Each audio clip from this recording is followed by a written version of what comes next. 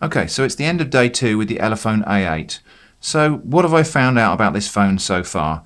Well, battery life is actually not too bad. So it's odd, the battery indicator doesn't give you a percentage in the top view there, but I found I had about 60% left at the end of a working day.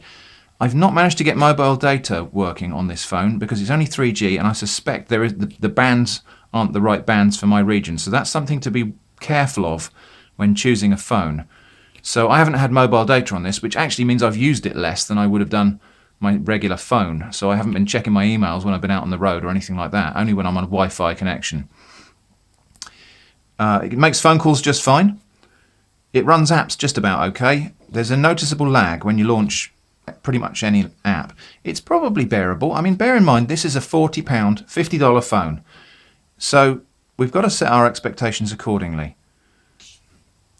The speaker on the phone is quite interesting actually, because it's not a weedy little speaker. There's a speaker grill there that comes out through this perforated part on the case. And the speaker is actually quite good for a phone of this budget. The screen is really the thing that lets this phone down most of all. Pretty much everything else about it is tolerable, and especially considering the price. But the screen, I think you're just going to find that the screen's just not very pleasant to use. It's less of a problem when you're visiting web pages or reading emails or anything like that with a white background for some reason. But when you're watching videos or looking at photos, it's really, the screen just isn't good enough actually for that, and it's quite uncomfortable to look at them, especially when you turn it this way, because of this angle of view thing means your left eye is seeing a different quality of image and color balance to your right eye, and it's actually quite a disturbing effect. The camera. Now we went out and tested the camera, and the camera, considering again the price, is just not too bad. It's solidly okay.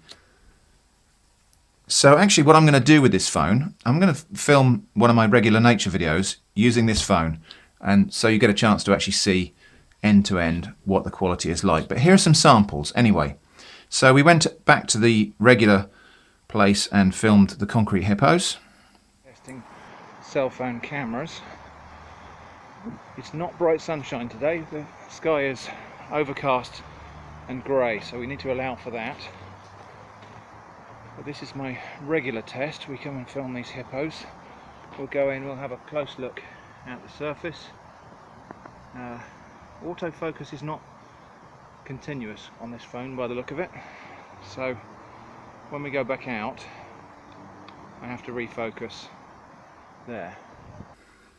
I also took some still photos. Now still photos were a bit of a letdown here. The colour and image quality in general just seems a bit flat, and then I did some nighttime video. Now nighttime video was interesting because whilst it's not particularly high resolution, I think it's dropped the frame rate here to be able to cope with the darkness.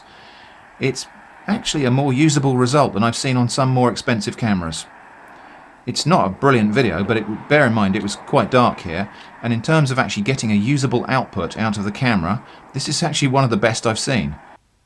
So that's the end of the day 2 interim update for this phone. Now it might surprise you that I'm talking about this phone in rather generous terms, but I am trying to take into account the fact that this is a very cheap phone, and actually for a very cheap phone it achieves quite a lot. I don't think I'd be comfortable using this long term because it's laggy, it's got a smallish screen, the screen quality really is quite poor, and the camera, although it does well for what it is not good enough really for what I need. However, if you needed a really cheap phone, if you're on a tight budget and you needed a really cheap phone, this is not bad. This is solidly okay. And especially if you were going to be in a situation where you thought maybe your phone was going to get lost, stolen or damaged and you didn't want to take your main phone, this could be the right one. Anyway, that's all for the interim update. There'll be a full wrap up at the end of the 7-day test. Thanks for watching, and I hope to see you again soon.